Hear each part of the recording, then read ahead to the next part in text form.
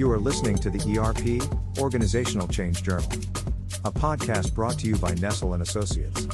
David, you wrote an article on your blog titled Benefits of Conflict, and that link will be in our show notes. I thought that was a good article, and it raised a valuable point. But when you go through an ERP organizational change process, are there really even conflicts, or is it more typical that everything is good? If there's not some robust disagreement occurring in conversations, in workshops, or those sorts of things, I get concerned, because I think that's a sign that people aren't necessarily thinking this through properly. One of the skills that the client's team has to have is to question things. And likewise, the software vendors, consultants need to be constantly questioning. And if both sides of the parties are doing that, that by its very nature is going to generate some areas where robust discussion or conflict is needed. Now, clearly conflict needs to be well handled. It can't be an all-out brawl. However, I think it's really important that those robust conversations take place.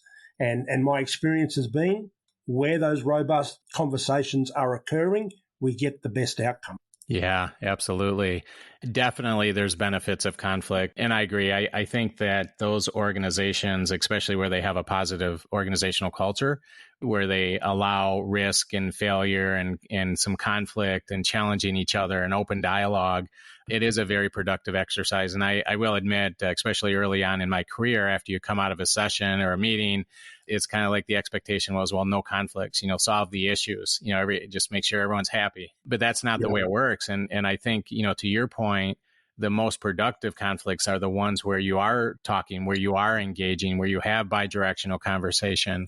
And just by the nature of the fact that we're all humans, there's going to be conflict. And the way you kind of get through that and make that to the benefit of the organization is to, figure out how to work through it as a team. And I think that's absolutely critical. And the other thing there too, Jack, is that 9 times out of 10, the time that it takes to have those conversations and to talk things through at the detailed level that needs to be done to get the right outcome, none of that appears in a project plan timeline. Yeah, exactly.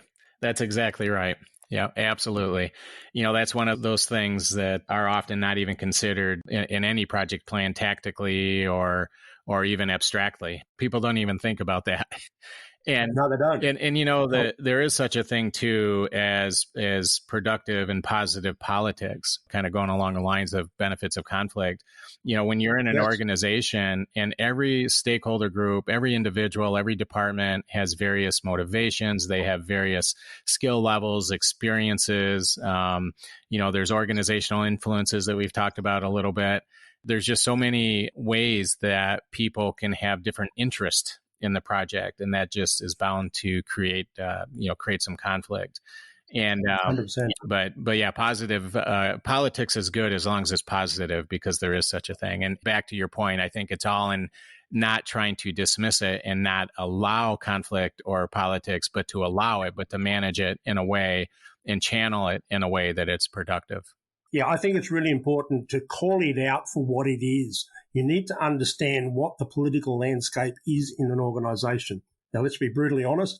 Every organization has a political environment of some sort or another. And it's not whether it's good or bad. It's about making sure that you fully understand what the landscape is so that you can do what it takes to navigate that properly. Yeah, absolutely. Yep.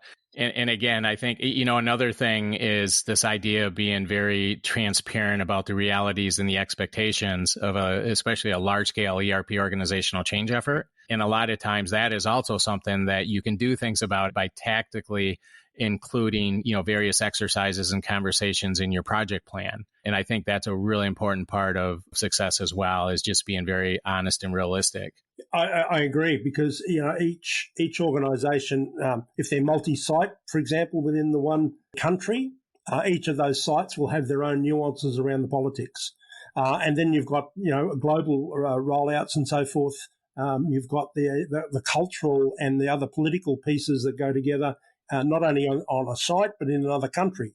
So, this can be quite an impactful thing. And if it's not thought through properly and understood properly, it can have a major impact on the success of the project.